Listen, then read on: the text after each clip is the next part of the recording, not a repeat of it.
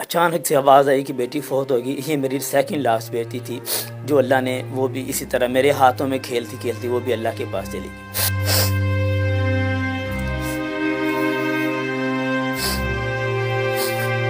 उसके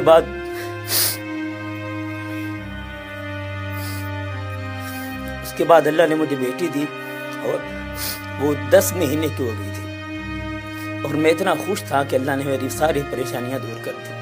मैंने कोई इलाज में कसर नहीं छोड़ी। मैंने कसर में किसी किस्म की इलाज में कोई कसर नहीं छोड़ी कि मैं अपनी बेटी का इलाज ना करवाऊँ। मैंने अपनी औकात से बढ़ के अपने बच्चों का इलाज करवाया। बस मेरी किस्मत ही कुछ ऐसी थी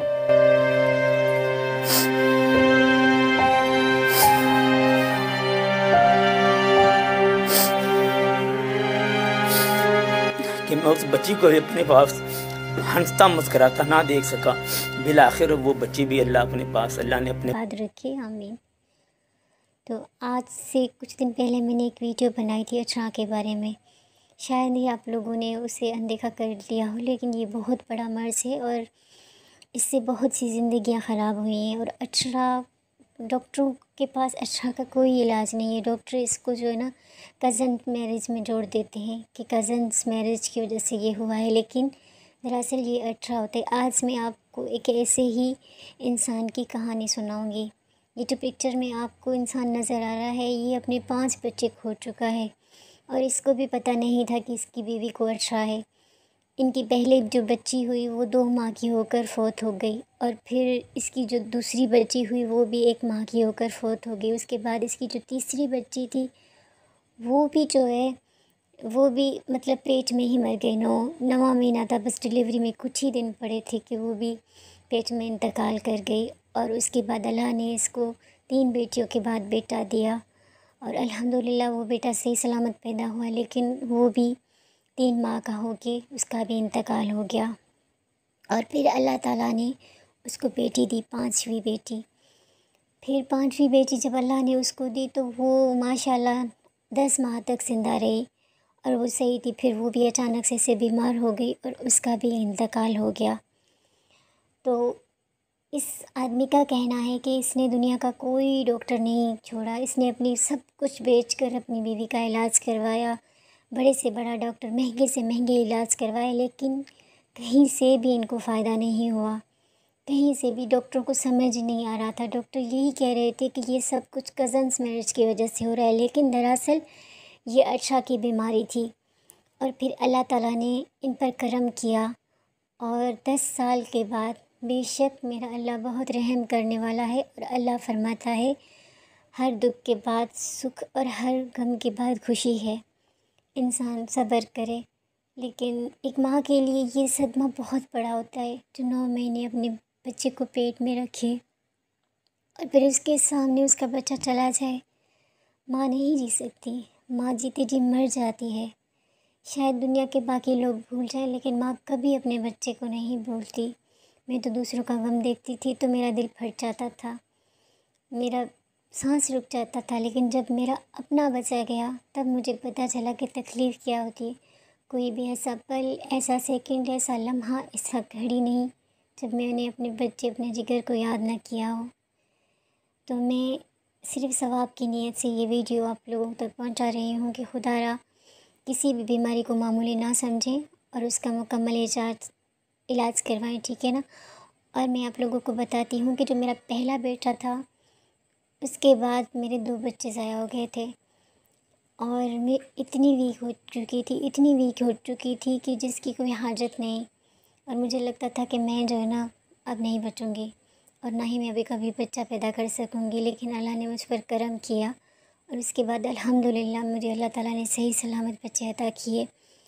और आज मैं आप लोगों को दुआ बताऊँगी ना, वो बिल्कुल फ्री में, कोई पैसे आपके नहीं लगेंगे और वो दुआ ऐसी है जैसे सोने की।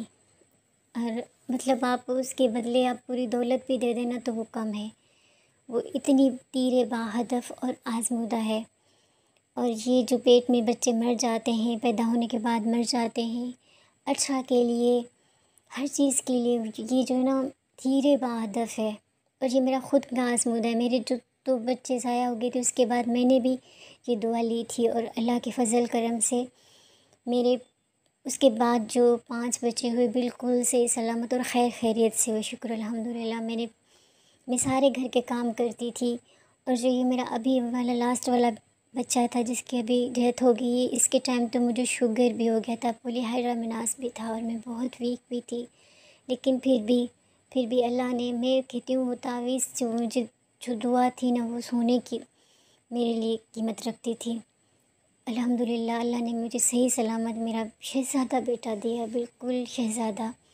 लेकिन मैं, क्योंकि मेरे अंदर ना ये एक चीज़ है कि मैं किसी को दुख में नहीं देख सकती और मैं किसी का भी दुख नहीं देख सकती, किसी का भी दुख नहीं देख सकती। इसलिए मैंने जब मेरा बेबी हो गया था तो मैंने वो तावीज़ जो है ना वहाँ ही हॉस्पिटल में ही एक ज़रूरतमंद मुझे मिली थी, मैंने उसको दे दिया। और ये तावीज़ मैंने मंगवाया था आज से 11 साल पहले सैलानी वेलफेयर ट्रस्ट वालों से। तो आप लोगों ने ये करना है कि सैलानी वेलफेयर ट्रस्ट बहादुराबाद में ख़त लिखना है। ये उसका एड्रेस है, सैलानी वेलफेयर ट्रस्ट बहादुराबाद। आपने 2 लिफाफे लेने हैं और उसमें अपना सारा मसला लिखना है कि मेरा बच्चा होता है और ज़ाया हो जाता है, मुझे अर्ज रहा है, तो वो आपको मुकम्मल इलाज देंगे और दुआएं भी देंगे। और आप उनको ये भी लिखना कि मुझे बीबी फ़ातिमा दो ज़हरा का, जो नबी पाक सल्लल्लाहु अलैहि वसल्लम ने बीबी फ़ातिमा दो ज़हरा को दुआ लिख के दी थी, वो दें, वो तावीज़ दें। तो वो तावीज़ आपने 9 महीने पहन के रखना है। वो इतना तीरे बहादफ है, मुझे इतना फ़ायदा हुआ है मेरे लिए, तो वो सोने की कीमत रखता है। आपने 2 लिफाफे लेने हैं, एक में ख़त लिखना है और एक एक्स्ट्रा लिफाफा लेना है और अपना एड्रेस भी साथ में लास्ट में लिख लेना है, क्योंकि जब वो जवाब भेजेंगे तो आप ये एड्रेस पर भेजेंगे ना। तो बस आपने वो ख़त में ये लिखना है और इंशाअल्लाह ताला वो जो तावीज़ आप लोगों को भेजेंगे ना वो आपने 9 माह तक पहनना है। और इंशाअल्लाह ताला ये अठरा का ऐसा इलाज है, शायद ये दुनिया में कहीं आपको ऐसा इलाज मिले। ये मेरा ख़ुद का आज़मूदा है और मुझे बहुत ज़्यादा फ़ायदा हुआ, बहुत ज़्यादा। तो मैंने कहा कि मैं अपनी बहनों को भी शेयर करूं, क्योंकि अभी मैं हॉस्पिटल गई थी तो वहाँ पर मुझे एक नर्स थी, वो मुझे मिली, उसके 4 बच्चे ज़ाया हो गए थे। वो कह रही थी मेरे 9 महीने के बच्चे होते हैं और डिलीवरी से 1-2 दिन पहले फ़ौत हो जाते हैं या पैदा होकर फ़ौत हो जाते हैं। एक माँ के लिए ये कितनी तकलीफ़ की बात है। तो अल्लाह ताला सबको सेहत वाली, तंदुरुस्ती वाली औलाद दे। इस सदका जारिया समझ के इस वीडियो को शेयर ज़रूर कीजिएगा। ऐसी मज़ीद अच्छी वीडियोस देखने के लिए मेरे चैनल को सब्सक्राइब ज़रूर कीजिएगा। मिलते हैं नेक्स्ट वीडियो में, तब तक के लिए अल्लाह हाफ़िज़।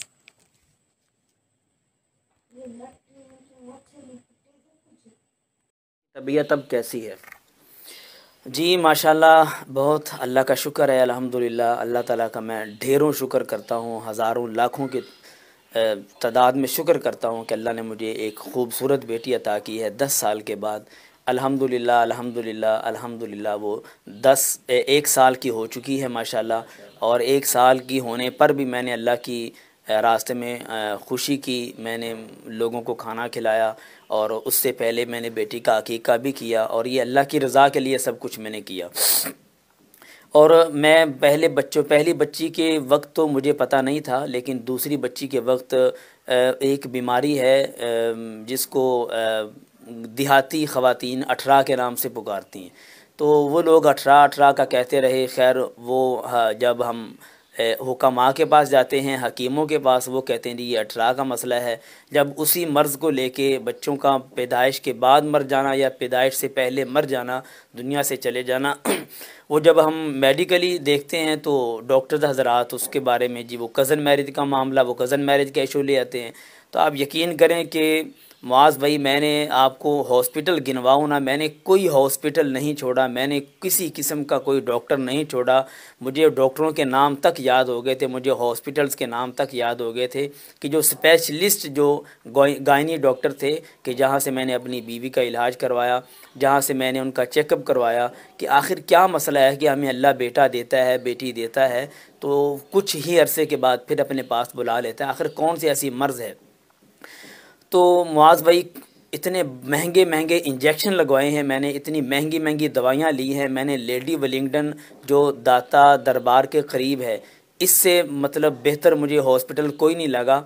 मैं वहाँ तक गया हूँ, वहाँ भी मैंने अपनी बीवी का इलाज करवाया, लेकिन मुझे इसका कोई हल नहीं मिला।